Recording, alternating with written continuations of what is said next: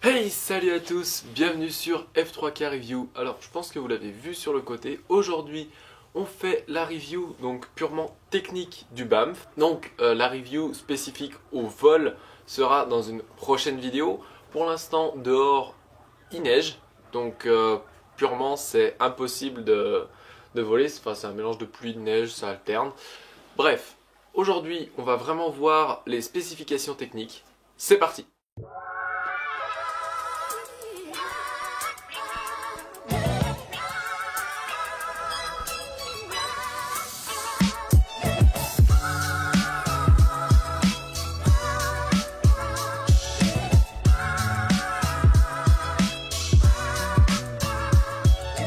Donc voilà le fameux planeur. Alors, le Banff, donc je vais vous raconter un petit peu l'histoire, pourquoi ça en est arrivé là, etc.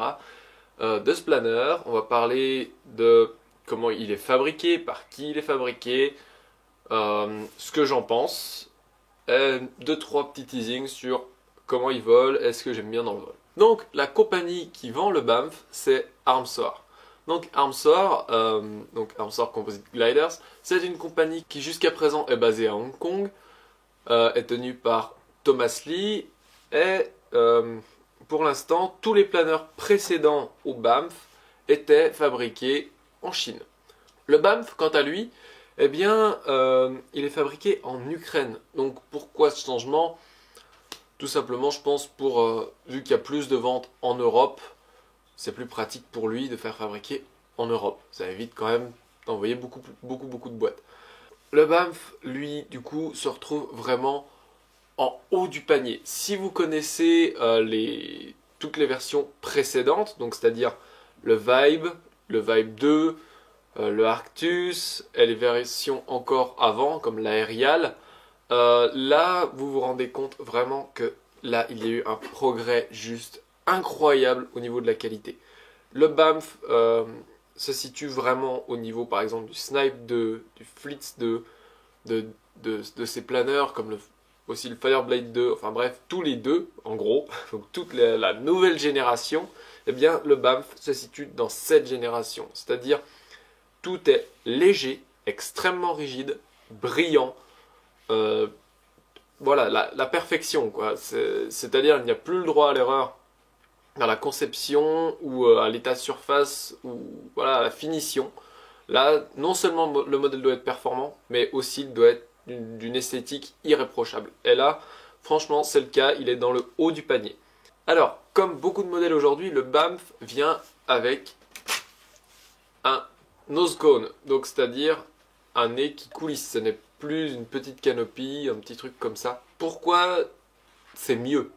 Bah, tout simplement, le cône, effectivement, c'est un poil plus lourd, mais franchement, de 3 grammes, c'est bon, je peux vivre avec ça. Mais par contre, c'est tellement plus pratique. Voilà, on enlève, on met, il n'y a jamais de scotch, il n'y a jamais rien de comme ça. Ça, c'est les cobayes. Donc voilà, moi franchement, le nose cone, un gros plus. C'est un planeur donc qui vient avec 4 cerveaux dans le nez. On y reviendra juste un peu plus loin dans la vidéo. C'est un planeur donc qui vient dans la nouvelle génération, donc avec beaucoup de dièdre, hein, enfin beaucoup, avec un dièdre qu'on n'était plus habitué à voir, qui est de 6,5 degrés. Et la spécificité de ce planeur, c'est qu'il a peu de surface. Donc maintenant, on va aborder vraiment cette partie-là. Donc la construction est réalisée par Anton Ovcharenko, donc c'est celui qui fait également les Strike 3, les Lula, etc. Mais sur ce modèle, il a vraiment décidé de faire du haut de gamme, donc il a vraiment mis les moyens pour ça. Donc ce modèle en particulier est un modèle en Carbo Wave 60 grammes, donc c'est-à-dire d'habitude tous les modèles qu'on voit en Carbo Wave sont en 30 ou 40 grammes au mètre carré, celui-ci est du 60 grammes parce que tout simplement ils ne veulent pas utiliser de Textrem. Donc le Textrem c'est le tissu au gros carré, d'accord? Et ce tissu fait le même poids au mètre carré, mais beaucoup plus esthétique selon beaucoup de gens. Moi, j'aime bien les deux, personnellement, ça me gêne pas. Mais par contre, ça fait des ailes plus légères, ça retient moins de résine, etc. pour la même rigidité. Donc du coup, forcément, il y a un bon gain. Donc moi, perso, la rigidité, je la trouve juste excellente. Hein. Là, je mets vraiment de la force et ça la tord à peine. L'aile, au lancer, elle se tord pas, elle est juste fantastique. parce qu'il ne faut pas oublier que plus il y a de dièdre, plus il faut que l'aile soit rigide. Le fuselage, lui, est une finition Carbo Wave. D'habitude, comme vous pouvez le voir, tous les fuselages sont en finition unidirectionnelle, c'est-à-dire des fibres qui vont dans le sens du fuselage. Ici, c'est une finition comme le tissu de l'aile, et donc tout simplement pour gagner du poids, hein, on est toujours là-dessus. Donc le fuselage sera un tout petit peu plus fragile en compression, c'est-à-dire si vous le pressez entre vos doigts comme ça, si vous faites trop fort, il y a des chances que vous le craquez.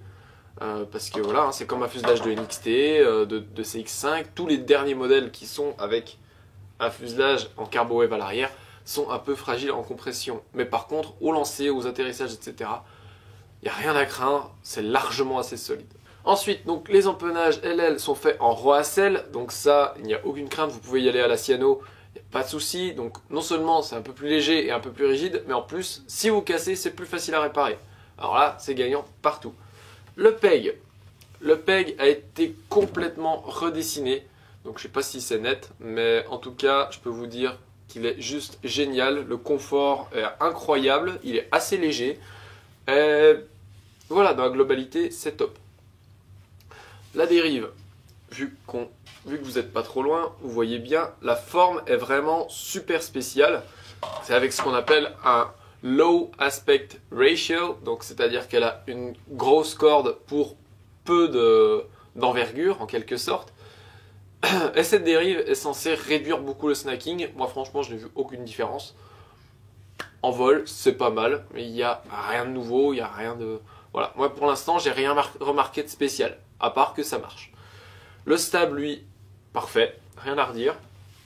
D'ailleurs tout est très léger parce que le modèle, donc n'oubliez pas celui-ci est un strong, il arrive à 226 grammes prêt à voler, centré à 68 mm, qui est le centrage recommandé.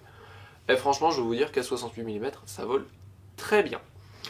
Le profil, je peux pas vous en dire grand chose parce que moi-même je n'en sais pas grand chose. Ils sont partis d'un profil et après l'ont modifié à leur guise pour correspondre parfaitement à ce qu'ils voulaient. Donc vous dire ils sont partis de ça, ça vous dira absolument rien parce qu'au final ça peut être complètement différent. Tout ce que je peux vous dire c'est que c'est un profil très fin, donc du coup forcément 4 cerveaux dans le nez comme j'en ai parlé au début. Et que du coup ce profil très fin mais très tolérant permet d'avoir la vitesse la plus haute qui soit très élevée, mais aussi la vitesse la plus basse, très basse. Donc franchement ils ont assuré sur ce profil, il est très très très bien. Donc on va venir juste à l'intérieur du fuselage. Et là, je vais prendre la caméra. Alors, comme vous pouvez le voir dans le fuselage, eh bien tout simplement, donc il y a un AQ1S 600 mAh de chez Tattoo, un D4R2 de chez FR Sky, moi je suis toujours avec ce récepteur, c'est vraiment mon préféré, et 4 servos X08 V5. Donc moi j'utilise toujours ces servos parce que tout simplement je les aime bien, ils fonctionnent super bien en S. Donc voilà, tout simplement ils me vont très bien. Et donc comme vous le voyez, c'est la configuration 4 servos dans le nez.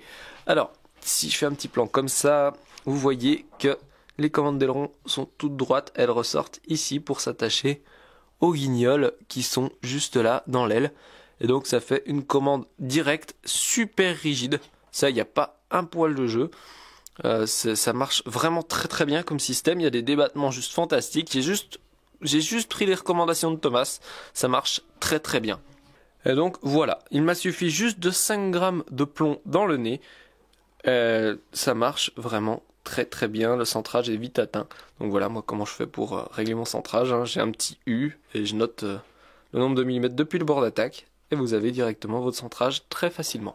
D'origine, ce sont des vis en aluminium, si je ne me trompe pas, qui sont fournis avec. Donc vous pouvez gagner du poids en mettant des vis en nylon et avoir un petit peu moins de plomb dans le nez. La dernière petite chose donc, c'est la couleur de ce planeur. C'est un Rainbow. Donc vous pouvez tous commander cette couleur si vous le souhaitez. C'est une des couleurs en option pour le Banff. Donc je vous le rappelle, le Strong normalement arrive aux alentours entre 220 et 230 grammes en fonction de comment vous le construisez. Celui-là est arrivé à 226 grammes, donc le milieu. Le standard arrive aux environs de 215 grammes en général, jusqu'à 220 grammes et jusqu'à 210 grammes si vraiment vous faites très léger. Et après il y a le light qui arrive de 205 à 210 grammes. Donc voilà, Merci à vous d'avoir regardé cette vidéo, j'espère que vous l'avez aimé. Si vous ne l'êtes pas déjà, n'hésitez pas à vous abonner. Voilà, c'est tout pour moi pour aujourd'hui et à très bientôt. Ciao.